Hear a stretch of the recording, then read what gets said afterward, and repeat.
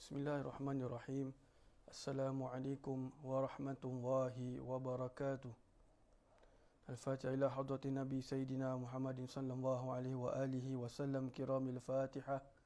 A'udzubillahi minasyaitonir rajim.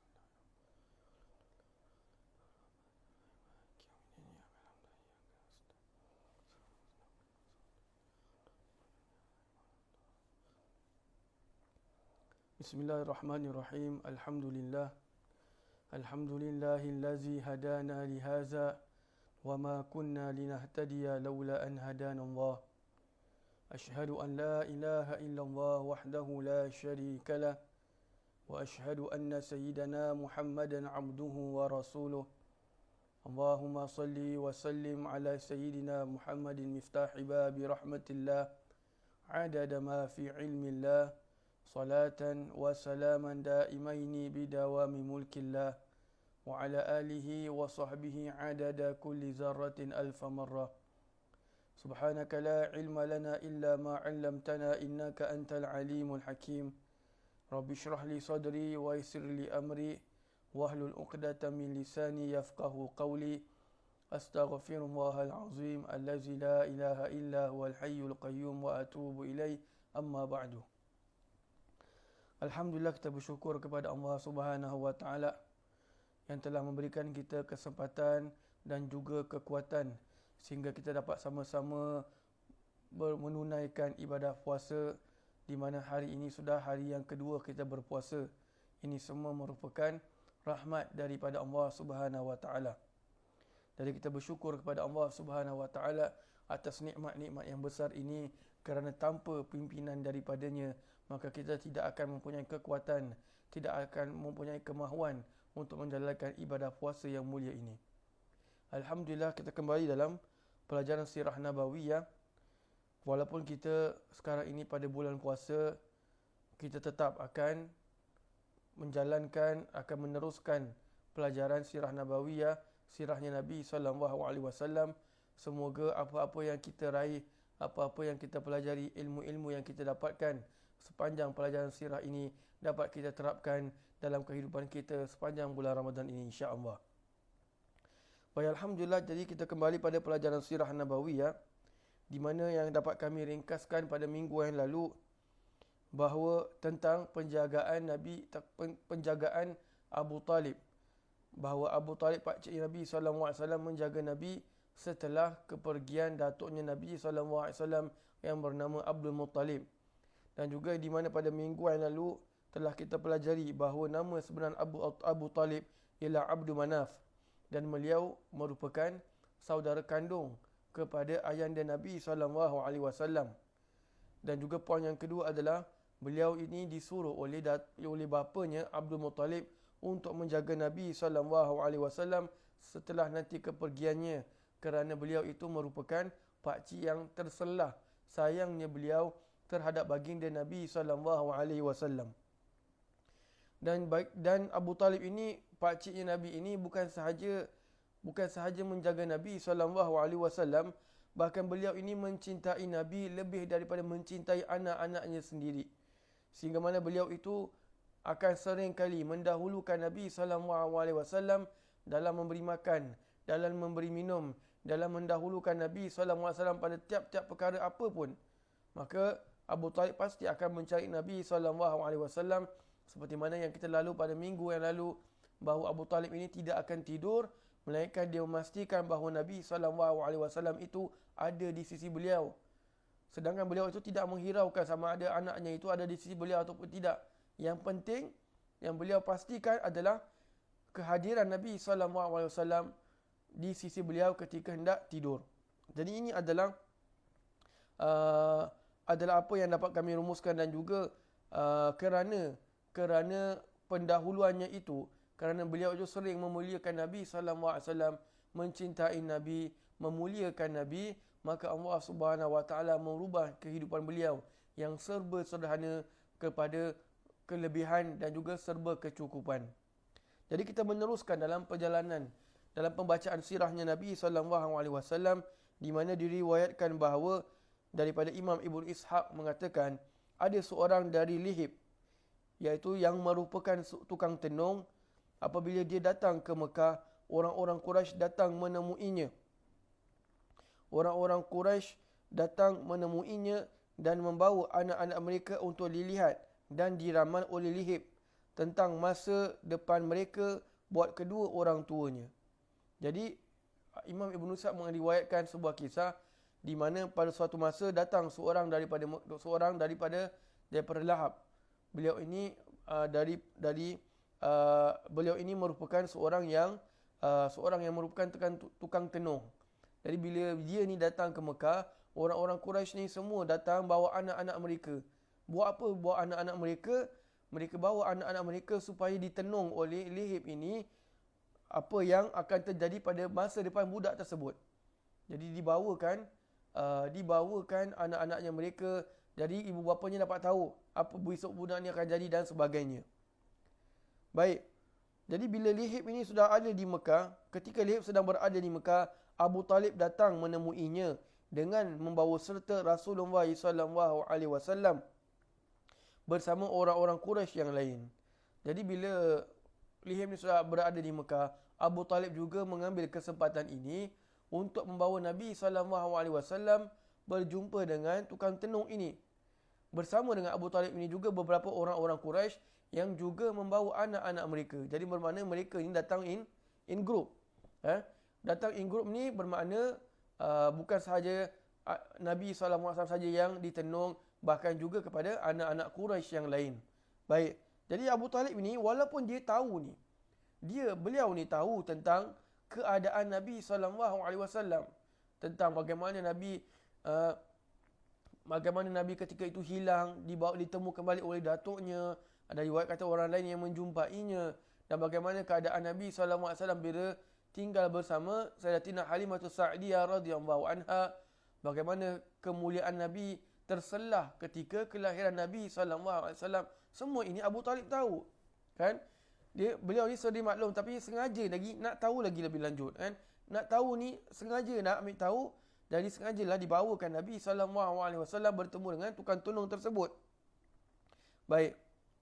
Pada saat ketika Lihib melihat Rasulullah SAW, dia terpaku hingga lupa urusan lainnya. Lihib berkata, dekatkan anak muda itu padaku. Abu Talib merasakan kesungguhan Lihib dan keinginannya kepada Rasulullah SAW, maka beliau menjauhkannya dari penglihatan Lihib itu. Jadi bila Lihib itu melihat Nabi SAW, tukang tenung ni bermakna memanglah orang yang tukang tenung ni, sama ada memang dia itu memang ada dikurniakan ilmu pengetahuan mengenai tenungan, sama ada pada jin ke, atau mengenai ilmu-ilmu yang dia dapat pada kitab-kitab terdahulu. Mungkin saja tukang tenung itu adalah orang yang belajar pembelajaran. Jadi dia ada ilmu mengenai kitab-kitab terdahulu, kitab-kitab Yahudi dan juga kitab-kitab Nasrani. Jadi Lihib ni bila Abu Talib bawa jumpa Nabi SAW dengan dia, Lihib ni bila nampak Nabi, dia terus terpaku. Bila dia terpaku ni, dia terpaku melihat Nabi SAW sampai dia lupa semua urusan dia ketika itu. Urusan apa tu? Urusan untuk tenung budak-budak yang datang. Orang yang Quraisy bawa anak nama Fulan bin Fulan. Dah buat depan mata, tak perasan. Sampai semua ni jadi tak perasan. Kerana apa? Terlalu terpaku. Orang kata macam bahasa kita macam stun. Nampak Nabi SAW tu stun. Macam tergamam melihat Nabi SAW ada di depan dia. Jadi tiba-tiba bila Lihib ni sedar daripada terpakunya itu, maka dia kata, dekatkan anak muda itu kepadaku. Dekatkan Nabi SAW itu kepada aku. Abu Talib ni bila nampak si Lihib ni punya serius lah. Dia punya serius nakkan Nabi ada depan dia. Mati-mati nak Nabi tu ada depan dia. Dekatkan dengan dia. Maka bila Abu Talib nampak macam gitu, maka dia rasa macam keraguan, rasa sangsi dengan kesungguhan yang ditunjukkan oleh Lihib tersebut. Jadi apa yang Abu Talib buat? Maka Abu Talib menjauhkan Nabi SAW daripada Lihib tersebut. Jadi Lihib tu tak nampak lagi. Tak nampak lagi Nabi SAW. Lihib berkata, celakalah kamu semua. Bawalah anak muda yang aku lihat tadi padaku. Demi Allah, dia akan menjadi orang besar di belakang hari. Lalu Abu Talib segera membawa pergi Rasulullah SAW. Apa kata dia? Lihib ni bila tak dapat jumpa Nabi lagi, dia maki, dia mengamuk lah orang bahasa kita. Mengamuk, tak dapat apa yang dia nak. Kan? Dia cakap, celakalah kamu semua. Pasal apa? Dia tahu orang-orang depan ni ada bersekongkol untuk menyembunyikan Nabi SAW daripada pandangan Lihib tersebut. Dia kata apa? Bawalah anak muda yang kulihat tadi padaku. Bermakna dia sungguh-sungguh tak? Sungguh-sungguh ni. Kan lain macam kan? Kita bawa anak kita jumpa orang, tiba-tiba orang tu nak sangat tengok anak kita. Kan? Jadi bila tak dapat, dia mengamuk pula. Kan something is not right. Kalau sekadar tak nak lihat, tak dapat lihat anak kita, okey lah, that's it lah, tak apalah, tak dapat lihat, tak apa. Tapi masalahnya dia tak dapat tengok, Lihib tak dapat tengok, dia mengamuk. Bermakna something is not right. Jadi itulah yang membuatkan Abu Talib menyembunyikan Nabi SAW. Lalu Abu Talib membawa pergi Nabi SAW daripada Lihib tersebut. Dan Nabi tak ditenung oleh Lihib. Cuma Lihib itu bila nampak, dia cuma kata bahawa Nabi SAW akan menjadi orang yang besar di belakang hari. Jadi bukanlah atas permintaan daripada Abu Talib. Baru Abu Talib nak pergi, Abu Talib nak bawa, tiba-tiba Lihib tu sendiri yang Nabi nak tengok Nabi dengan kesungguhan. Jadi itu yang Abu Talib surrender ke belakang dan langsung menyembunyikan Nabi SAW dan langsung pergi daripada berjumpa dengan Lihib tersebut. Jadi ini nak menunjukkan bahawa apa yang kami ceritakan ini adalah di antara perkara-perkara, peristiwa-peristiwa yang berlaku ketika Nabi SAW tinggal bersama pakciknya yang bernama Abu Talib. Kita dah lalu pada minggu lalu juga beberapa peristiwa-peristiwa, di antaranya seperti orang-orang yang meminta hujan kan, meminta agar turunkan hujan, lalu dibawakan Nabi SAW. Nabi hanya tawaf memegang Kaabah sambil melihat ke langit. Tiba-tiba awan datang daripada macam-macam arah dan turun hujan serta-merta. Ini antara perkara-perkara yang peristiwa-peristiwa yang berlaku ketika Nabi SAW tinggal bersama Abu Talib. Jadi yang kami bawakan ini juga adalah di antara peristiwanya juga. Lihib tu tahu, memberitahu kepada kita semua, orang-orang Quraisy semua, bahawa Nabi SAW akan menjadi orang yang besar di belakang hari. Berapa umur Nabi ketika ini? Hanya 9 tahun. Ada kata 8 tahun, ada kata 9 tahun. Masa yang muda itu sudah dilihat tentang masa depan Nabi SAW. Baik, kita teruskan kepada tajuk yang berikutnya adalah tentang pelayaran Nabi SAW ke negeri Syam. Jadi kita sedia maklum bahawa orang-orang Quraisy ni biasanya mereka ini adalah sifatnya mereka ini suka belayar. Sifatnya orang-orang Quraisy ni mereka suka belayar. Dan mereka belayar ni adalah pada dua musim. Musim sejuk dan musim panas. Siapa yang kata? Allah SWT mengatakan, A'udzubillahi minasyaitonirrajim, Bismillahirrahmanirrahim, li'ilafi Quraisy. Kerana kebiasaan orang-orang Quraisy. Ilafihim rihlatash syita'i was-saif. Kebiasaan mereka berpergian pada waktu musim sejuk dan juga musim panas. Jadi Allah sini dah merangkamkan dalam Al-Quran tentang kebiasaan orang-orang Quraisy ni. Cukuplah sebagai kemuliaan bangsa Quraisy ni, bangsanya Nabi SAW, apabila Al-Quran sendiri menamakan satu surah dengan bangsa yang khusus, iaitu bangsa Quraisy. Ini semua mulianya bangsa Quraisy juga adalah kerana Nabi SAW daripada golongan mereka. Ini semua takdir Allah SWT. Dan of course bila kata orang Quraisy ni, mereka juga dipandang mulia di sisi manusia ketika zaman mereka adalah kerana mereka ni sifatnya mereka adalah berkorban untuk demi penduduk Mekah. Berkorban demi penduduk Mekah. Jadi bila mereka berkorban, maka nama mereka naik. Jadi sebab itulah mereka berpergian. Mereka berkorban, berpergian ila fihim rihlatash syita'i was-saif. Berpergian pada musim sejuk dan juga musim panas. Musim sejuk pergi negeri mana? Ke negeri Yaman. Mereka pergi ke negeri Yaman ketika musim sejuk. Was-saif, musim panas. Bagaimana pergi musim panas? Pergi Syam. Bila kata Syam ni, zaman dahulu ni bukan saja macam sekarang. Zaman kita kalau kita panggil Syam, bermakna Syria aja. Tapi kalau zaman dahulu termasuk Palestin ni semua termasuk. Termasuk Syam. Jadi inilah tajuk yang kami bawakan. Ini adalah tentang perjalanan Nabi SAW atau pelayaran Nabi SAW ke Syam. Nabi SAW hanya ke Syam seumur hidup Nabi cuma 2 kali saja. 2 kali. Kali pertama ni dengan pakcik Nabi SAW. Yang kedua nanti insya-Allah kita akan lalu apabila Nabi SAW ketika memperniagakan harta milik Sayyidatina Khadijah Al-Kubra radhiyallahu anha. Baik. Kita lalu dalam pembacaan di sini.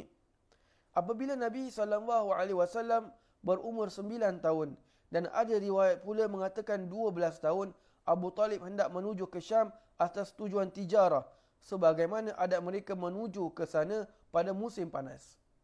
Baik, jadi ini dia punya pendahuluan.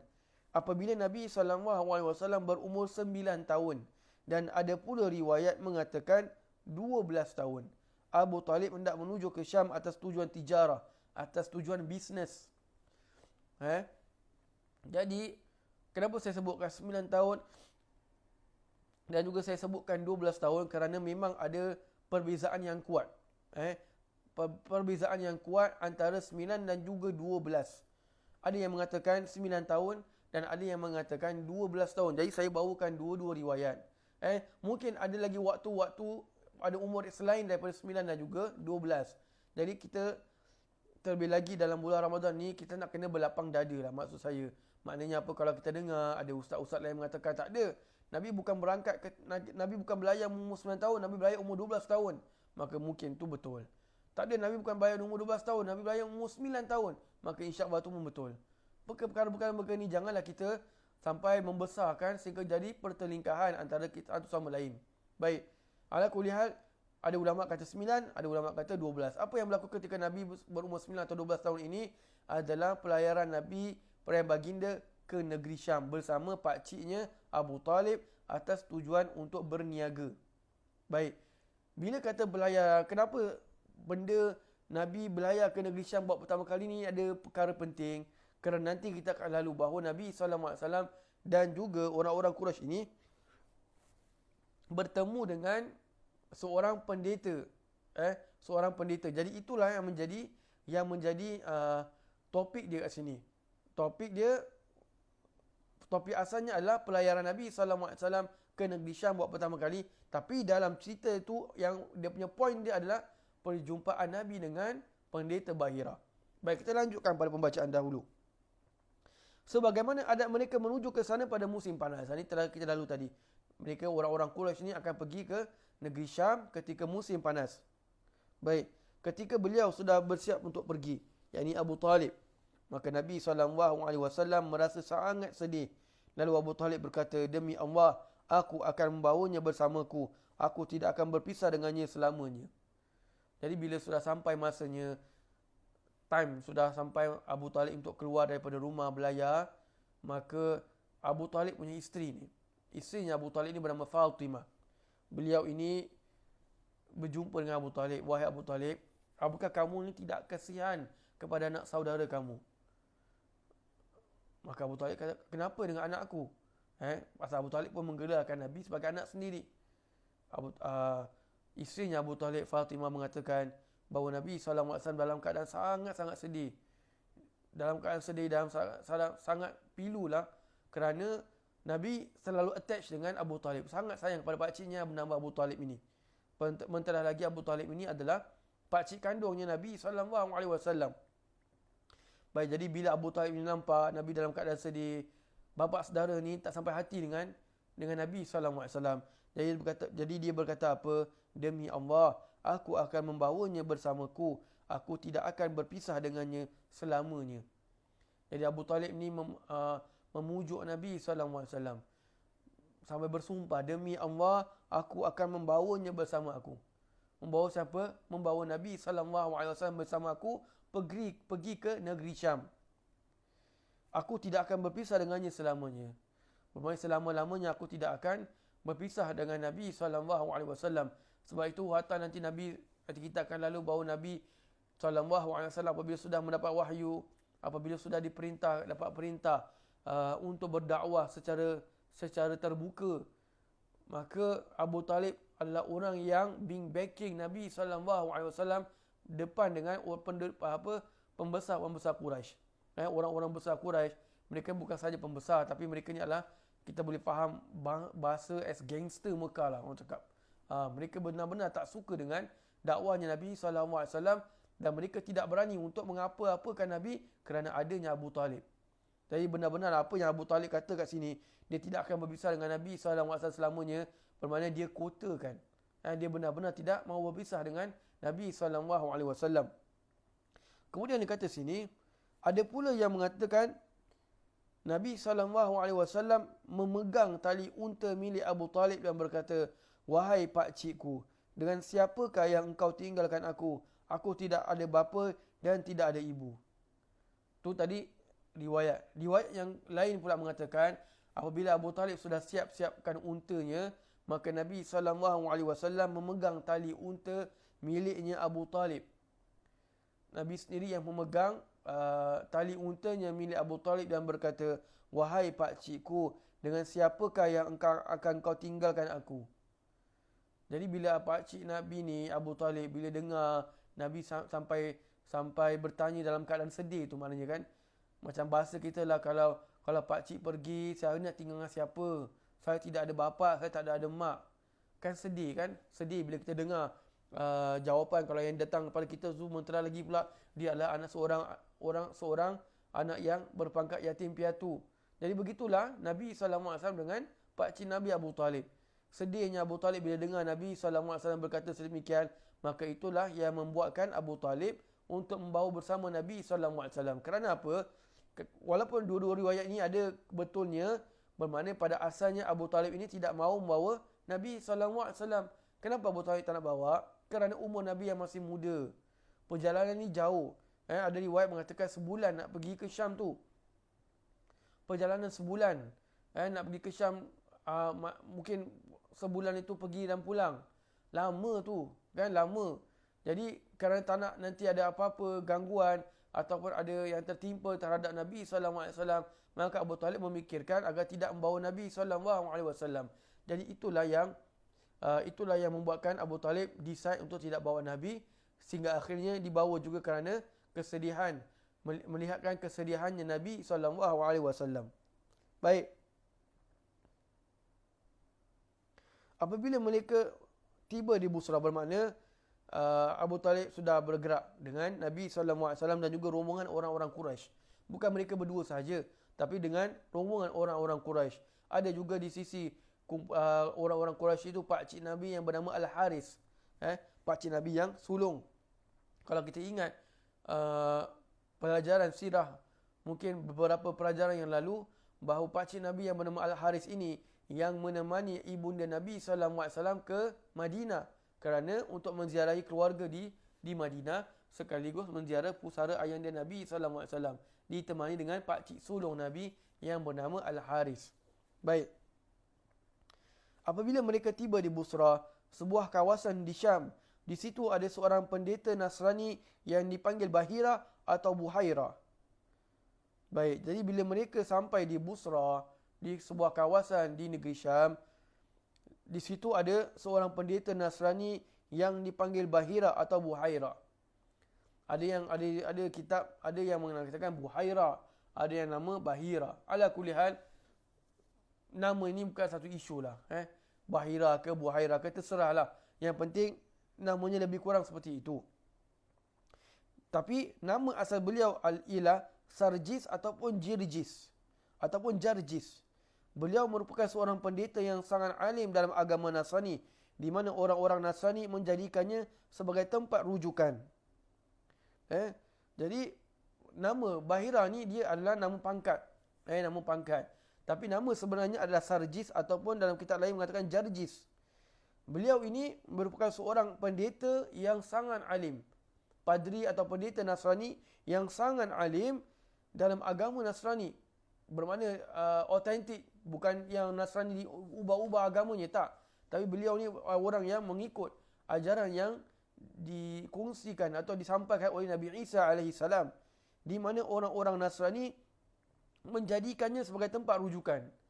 Jadi orang-orang Nasrani zaman itu menjadikan Bahira ni, yang asal namanya adalah Sarjis ataupun Jarjis ini, tempat rujukan utama mereka.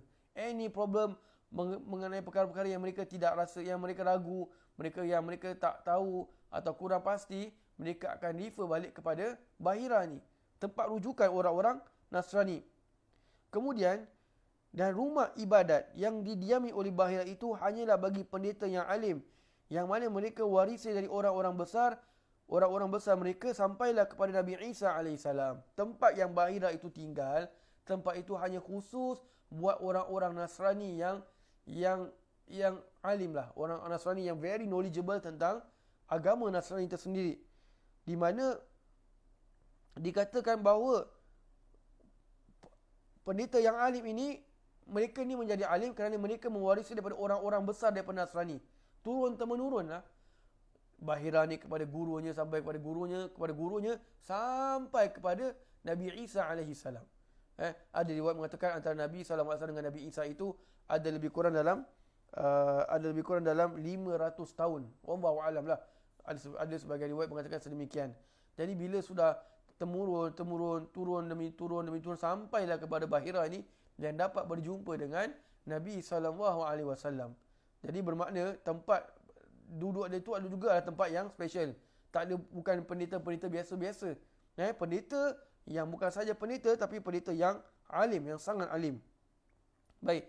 Dan ada juga mengatakan beliau ni bukan sahaja orang yang mahir dalam ilmu Nasrani, tapi dia juga adalah orang yang mahir dalam ilmu-ilmu dalam agama Yahudi. Jadi both agama menjadikan Bahira ni tempat rujukan. Pasal dia conquer dua-dua ilmu, subhanallah. Dua-dua agama maksudnya. Baik. Rombongan orang-orang Quraisy sering kali melalui rumahnya tiap kali mereka hendak ke Syam. Tetapi Bahira tidak langsung menghiraukannya. Jadi memang orang-orang Quraisy ni tiap-tiap tahun musim panas mesti akan lalu ini tempat. Dan orang-orang Quraisy ni memang tahu. Orang-orang Quraisy ni tahu memang tempat sini ada tinggal seorang pendeta Bahira yang memang makruf tentang kealimannya itu.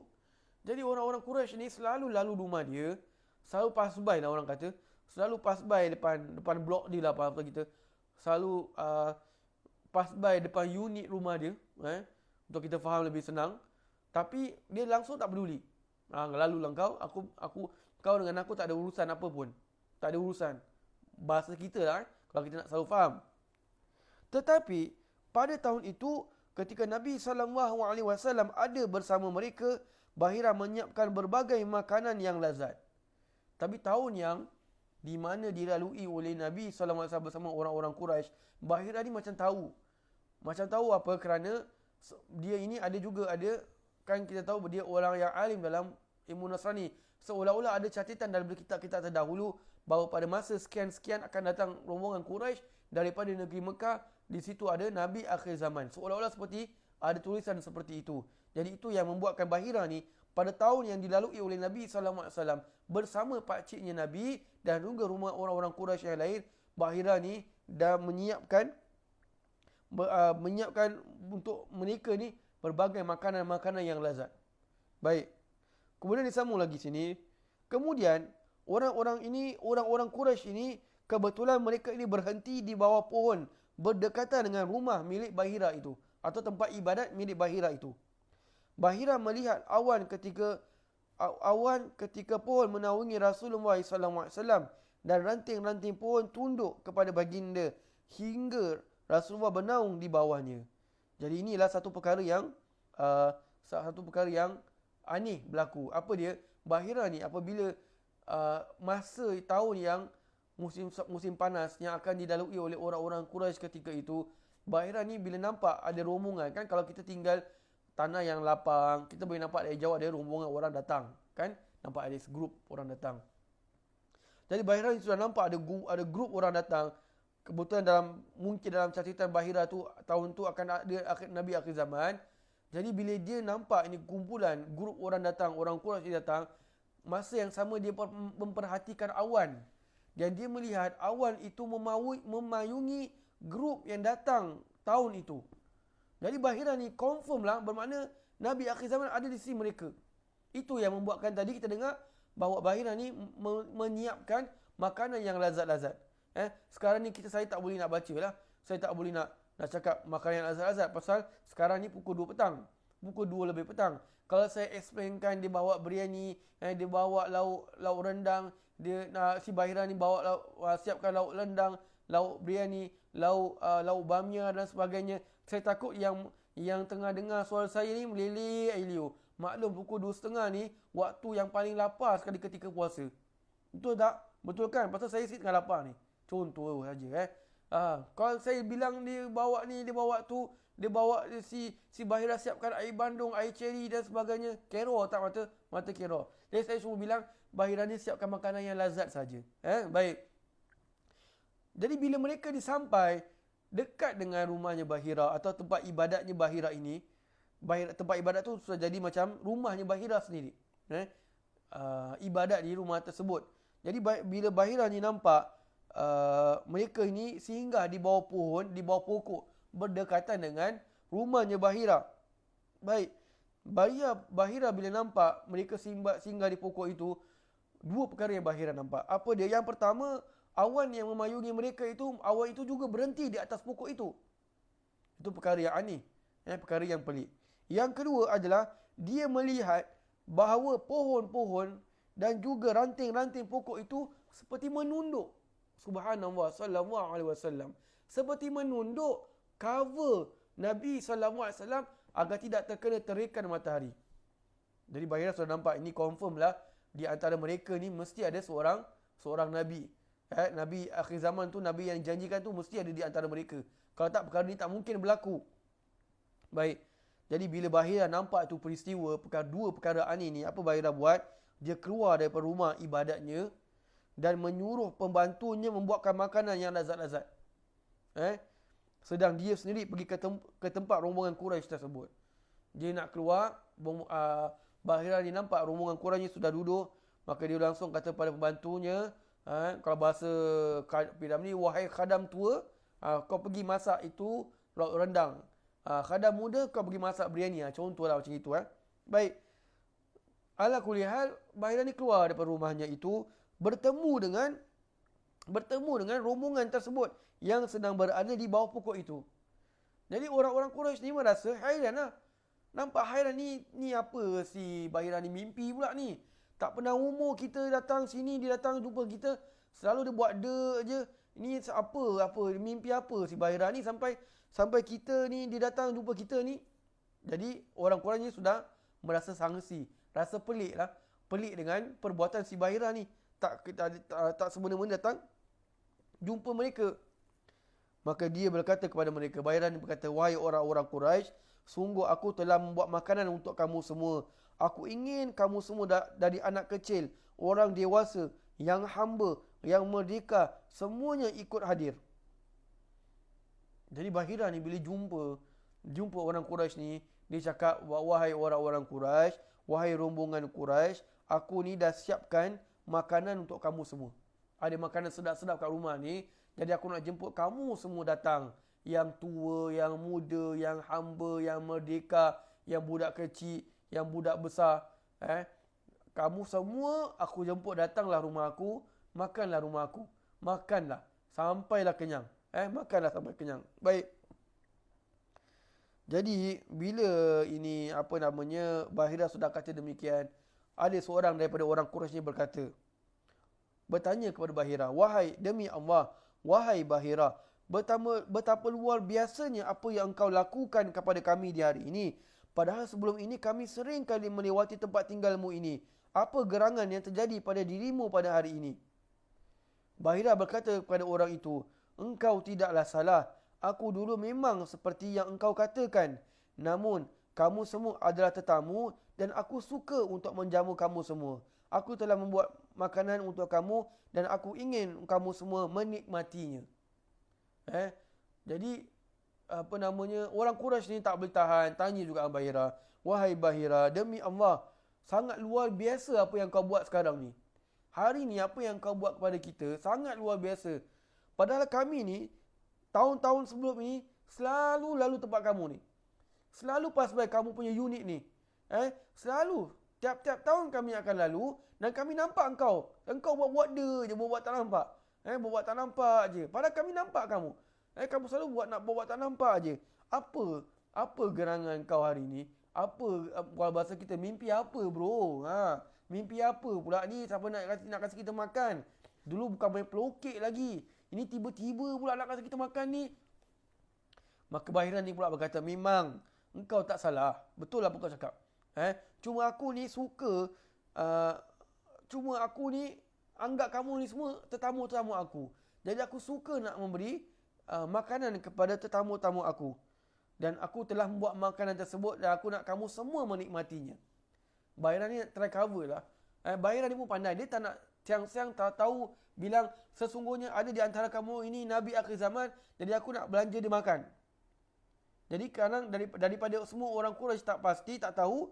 Nanti baik-baik semua tak tahu, jadi semua orang jadi tahu. Jadi Bahiran ni pandai. Bagus dia. Dia sembunyikan. Dia kata dia nak cover line lah. Dia nak cover line. Dia kata aku ni sebenarnya anggap kamu ni sebagai tetamu aku. Jadi kalau aku pula ini suka nak menjamu tetamu aku ni makan. Aku pula suka nak menjamu tetamu aku makan, maka datanglah rumah aku. Dia cover line lah, cover line. Dulu saya ingat cerita daripada almarhum Habib Salim. Zaman ayahanda beliau Al-Imam Al-Habib Abdullah bin Umar Asy-Syatiri, satu ketika itu kita ni di Hadramaut sana belajar itu seperti dalam hostel lah. Kita panggil di sana Rubat Tarim pesantren lah, pesantren Rubat Tarim. Jadi awal dia di antara muridnya itu adalah Al-Imam Al-Habib Abdullah bin Umar Asy-Syatiri. Dari zaman beliau itu murid-murid keluar Al-Habib Abdullah ini semuanya adalah murid yang bukan calang-calang orang. Semuanya orang-orang yang subhanallah, masya-Allah. Di antaranya yang keluar adalah hasil didikan beliau itu adalah di antaranya Al-Imam Al-Habib Muhammad bin Salim Al-Attas, bapanya Habib Hasan Ba'alwi. Itu makruf. Dan juga para habaib-habaib yang lain. Banyak. Jadi beliau satu ketika itu pada pagi hari, waktu subuh, setelah waktu subuh itu sudah mula kelas lah. Kelas pagi itu sudah mula. Lepas baca sembahyang subuh berjamaah, diikuti dengan bacaan wirid, kemudian setelah itu terus start kelas. Bukan relax-relax, terus start kelas. Jadi ada salah seorang daripada muridnya Habib Abdullah Asy-Syatiri ini, beliau ini pada malam pagi itu dia dalam keadaan junub. Jadi bila turun ni nak sembahyang subuh tak boleh sebelum mandi, dan tiba-tiba pula kelas dah nak mula. Jadi kalau aku nak pergi sembahyang, kalau aku mandi biasa, aku mandi lambat ni, nanti orang akan cakap aku ni mandi junub, nanti kantoi pula, nanti semua orang tahu. Baik-baik tak ada orang tahu yang aku ni belum mandi tak junub, lasa satu pesantren tahu yang aku ni junub. Kan malukan aku. Tapi Habib Abdullah bin Umar Asy-Syatiri, beliau ni seorang yang kasyaf, seorang wali Allah yang kasyaf. Jadi beliau kata kepada semua, wahai anak murid semua, kamu pagi ni semua busuk. Aku nak semua kamu mandi pagi ni juga. Jadi bila Habib Abdullah sudah suruh macam gitu, ramai-ramai semua bangun mandi. Yang tu di junub selamat tak? Pun selamat juga. Cover line. Ni pun cover line juga. Jadi subhanallah, cara pendidikan pada wali-wali Allah terdahulu, pada orang-orang soleh terdahulu sangat-sangat berhikmah. Sangat-sangat berhikmah. Sebab tu banyak di antara murid-murid mereka yang menjadi, bila lepas belajar dengan mereka 4 tahun, 5 tahun, 6 tahun, setelah belajar dengan mereka dengan bersungguh-sungguh dengan mereka, keluar jadi orang-orang yang pendai-pendai yang berjaya. Baik, subhanallah. Jadi balik pada cerita Al-Bahira ni. Jadi bila bawakan ni orang-orang Quraisy ni ke rumah dia, maka apabila setelah mana dialog itu selesai, dia dah bilang bahawa dia dah bilang bahawa bawa semua orang-orang Quraisy datang ke rumah dia, suruh mereka merasai makanan yang disediakan oleh Bahira. Maka orang-orang Quraisy pun masuk ke dalam rumah Bahira itu, masuk ke rumah tempat ibadatnya Al-Bahira itu. Sementara Rasulullah SAW tidak ikut bersama mereka kerana masih kecil.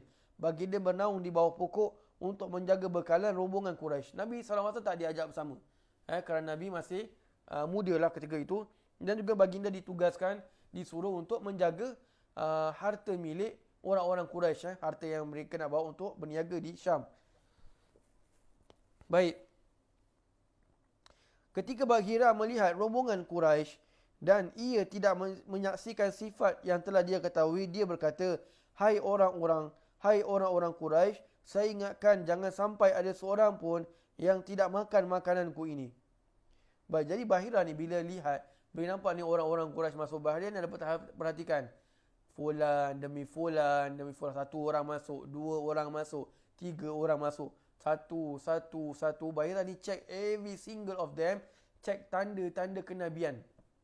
Ada tak sifatnya macam gini, rupanya seperti ini, matanya seperti ini dan sebagainya, seterusnya lah. Apa yang Bahira tu tahu daripada kitab-kitab terdahulu. Baik. Jadi Bahira ni bila tengok satu-satu masuk ni, semua ni tak ada satu pun tanda kenabian. Jadi dia mengira, setahu aku ada salah satu ni, ada orang yang mempunyai tanda kenabian, tapi ni tak ada satu orang pun masuk dalam, tak ada seorang pun yang masuk rumah aku ni yang mempunyai tanda kenabian.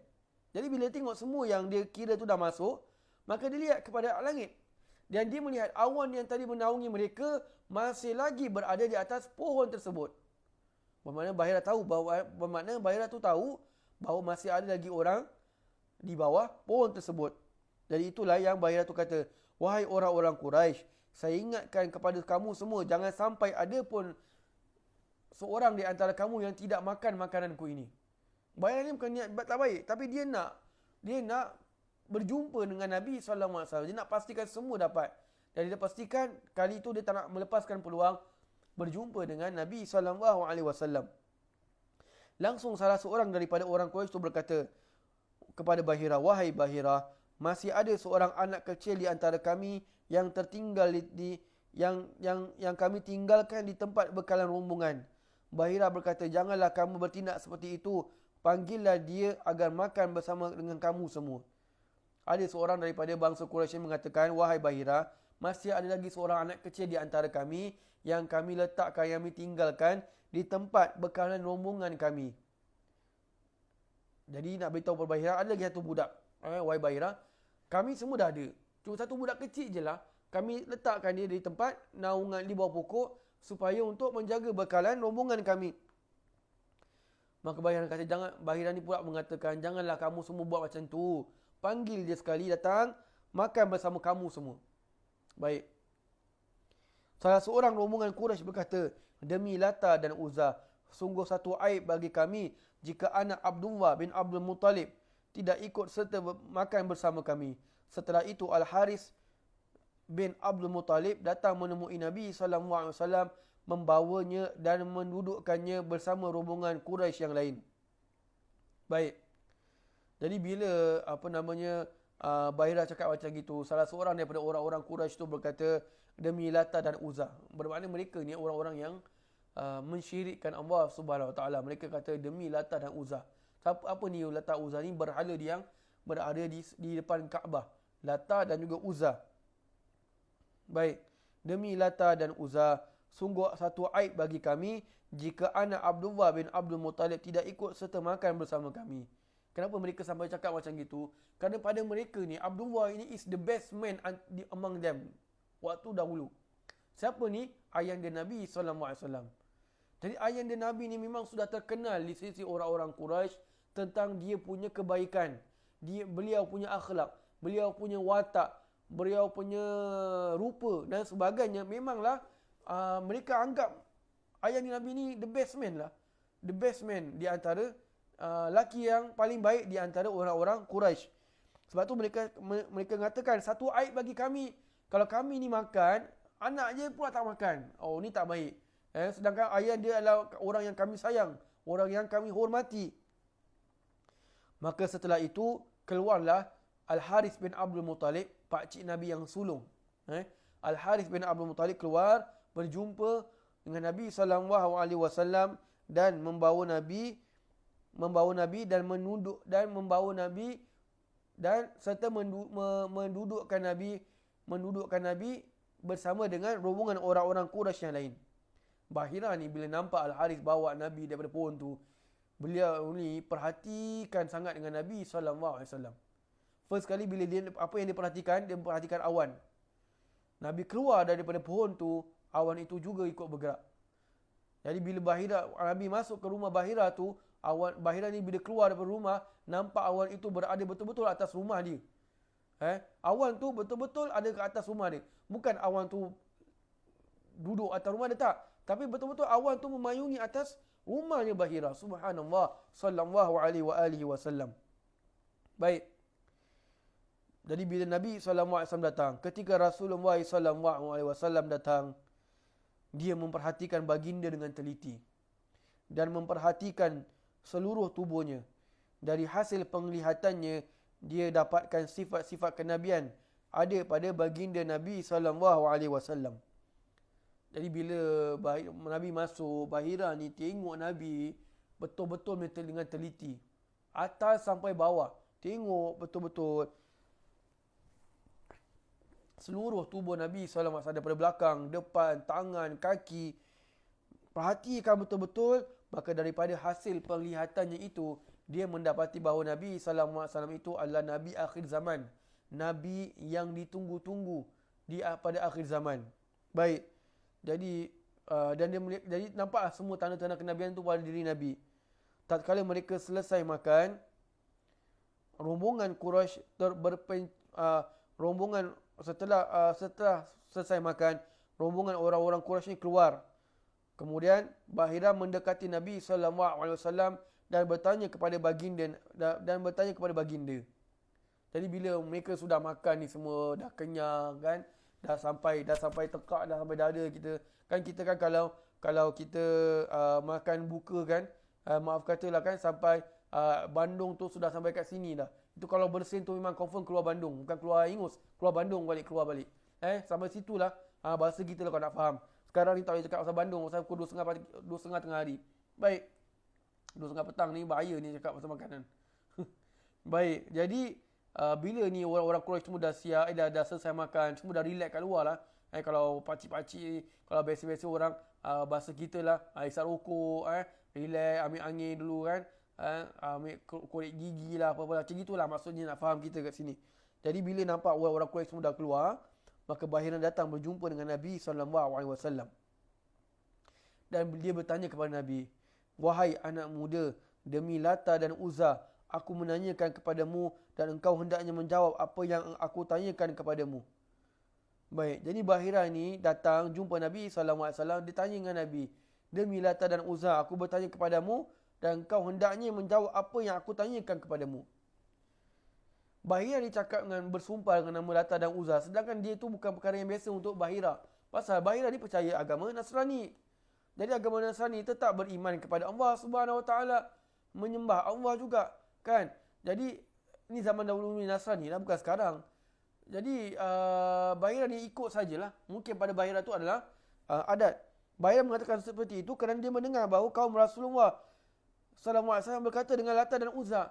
Pasal dia mendengar kaum Quraisy berkata dengan Lata dan Uzza. Kan tadi kita lalu kan, demi Lata dan Uzza, sungguh aib bagi kami kan kalau anaknya Abdullah bin Abu Talib tidak ikut bersama kami makan. Baik. Jadi bila dia cakap macam gitu, Rasulullah SAW menjawab. Apa kata Nabi? "Janganlah engkau bertanya tentang sesuatu pun dengan menyebut nama Lata dan Uzza. Demi Allah, tidak ada yang sangat aku benci melebihi keduanya."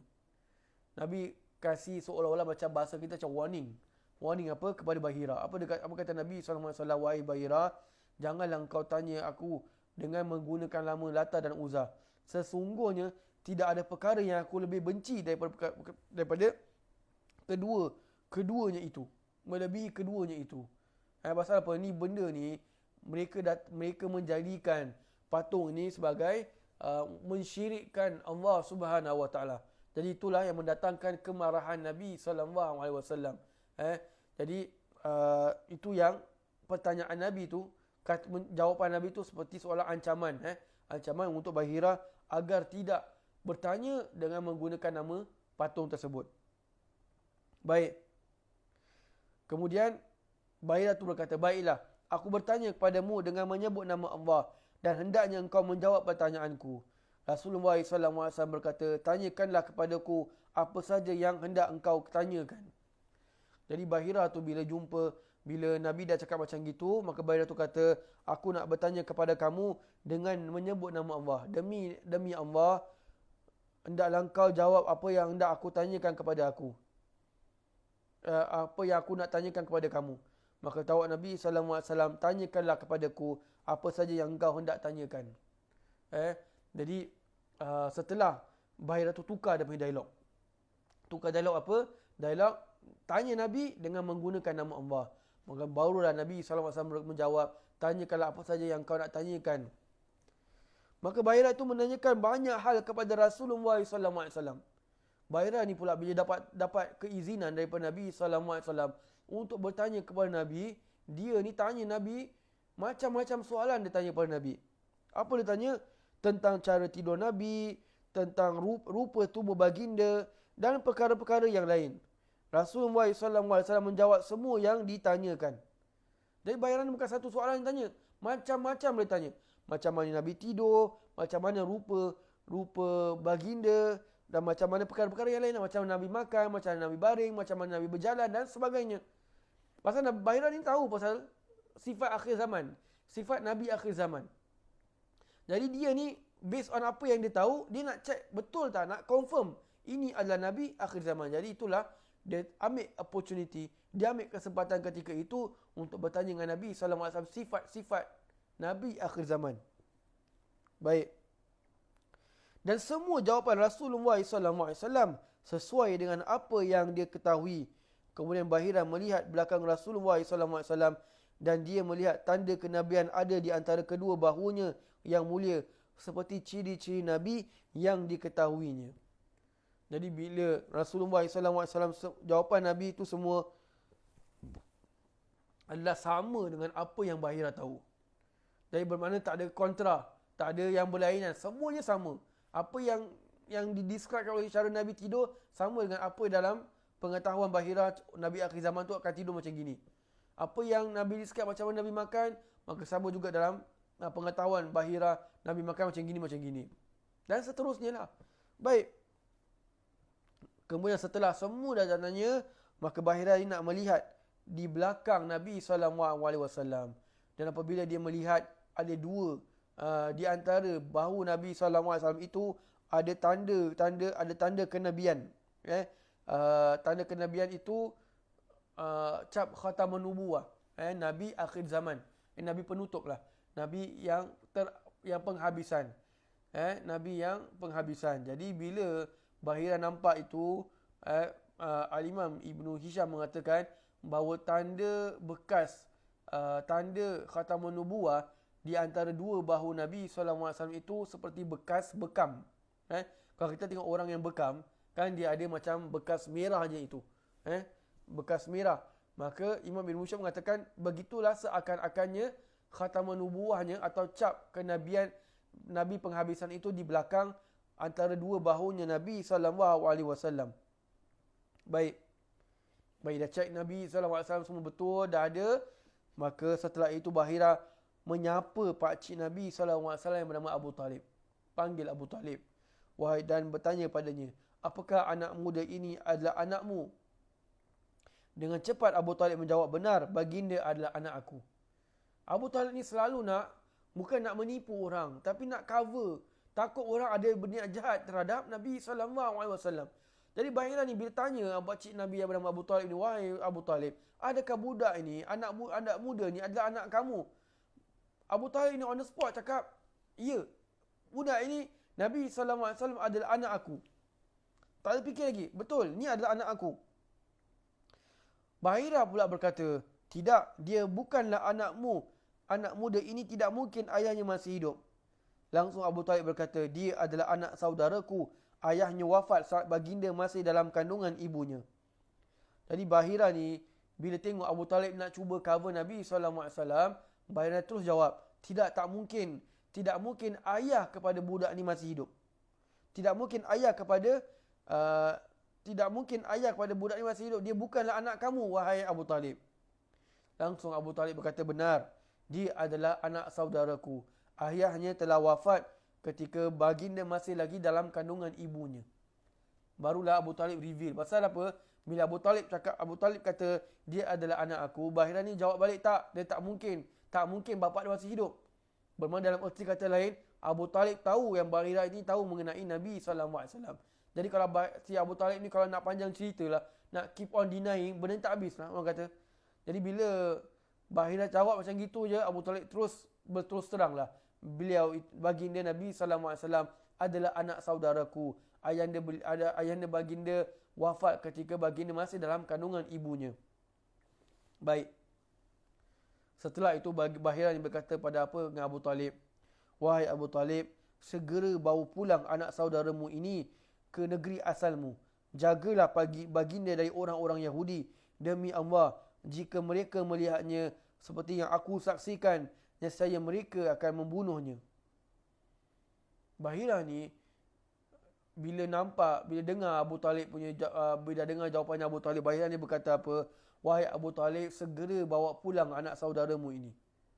Bawa balik Nabi SAW ke negeri asalmu cepat. Bawa balik cepat ke negeri asalmu. Jagalah Nabi daripada orang-orang Yahudi. Jagalah Nabi daripada orang-orang Yahudi. Bahira ni warning pada pakcik Nabi, jaga betul-betul. Jaga Nabi daripada orang-orang Yahudi. Kenapa? Demi Allah, jika mereka melihatnya seperti yang aku saksikan. Bermakna jika mana orang-orang Yahudi jumpa Nabi, yang dia nampak sifat-sifat Nabi ini yang ada pada diri Nabi SAW, nescaya mereka akan membunuhnya. Subhanallah. Begitulah bermusuhannya orang-orang Yahudi terhadap Nabi SAW sangat. Kenapa asalnya mereka ni tak suka dengan Nabi? Asalnya kerana sebab yang paling utamanya adalah kerana Nabi itu daripada bangsa Arab.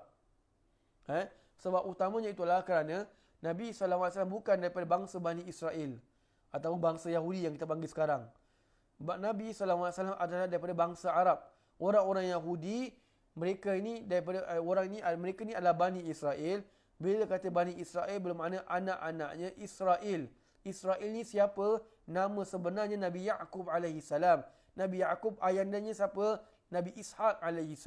Nabi Ishaq ayanda siapa? Nabi Ibrahim AS. Jadi orang-orang Yahudi, Bani Israel ini daripada lineage Nabi Ya'qub AS sampai ke atas. Manakala Nabi SAW, lineage Nabi adalah daripada Nabi Ismail AS. Yang hanya kita ketahui nasab baginda itu adalah sampai ke Adnan sahaja. Antara Adnan sampai Nabi Ismail itu ada beberapa orang. Ada yang mengatakan 30 orang. Baik, jadi lineage Nabi itu adalah lineage orang-orang Arab. Bangsa bercakap dengan bahasa Arab. Jadi bila orang Yahudi dapat tahu bahawa Nabi akhir zaman itu daripada bangsa Arab, dia tak suka. Tak sukalah. Dia nak Nabi itu daripada bangsa dia.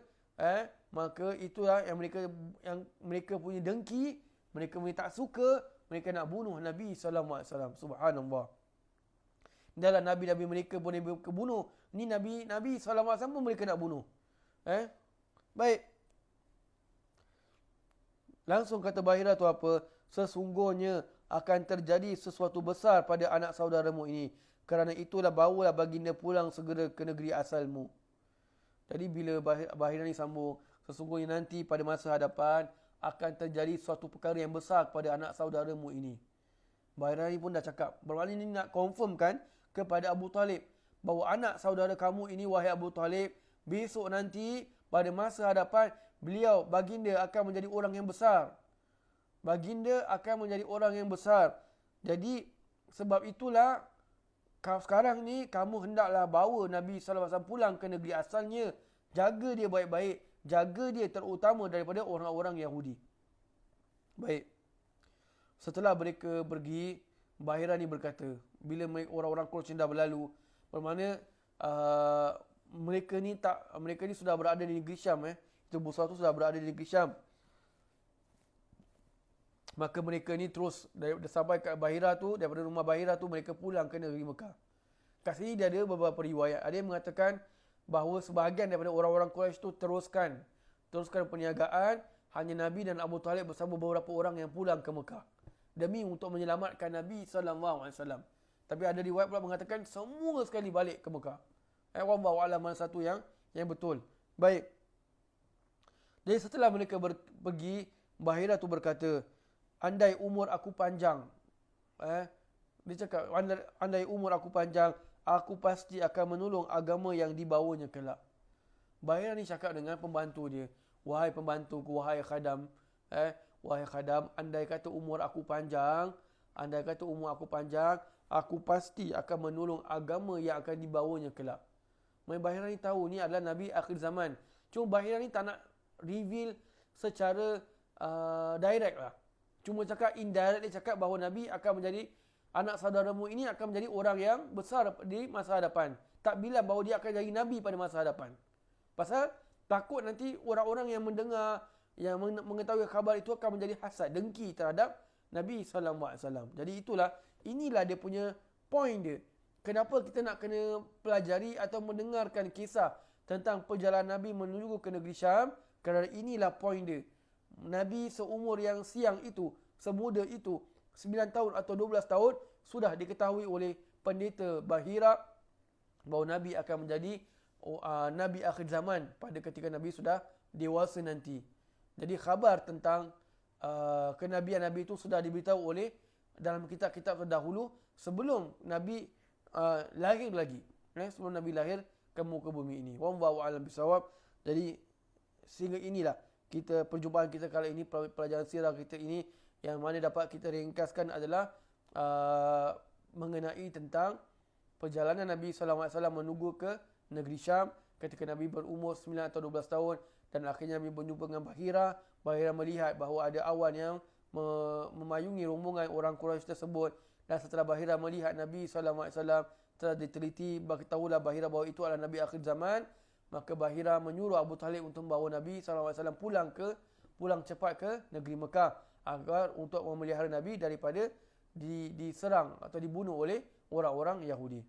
Wallahu a'lam bishawab. InsyaAllah kita akan bertemu pada minggu hadapan, insyaAllah. Ila huna.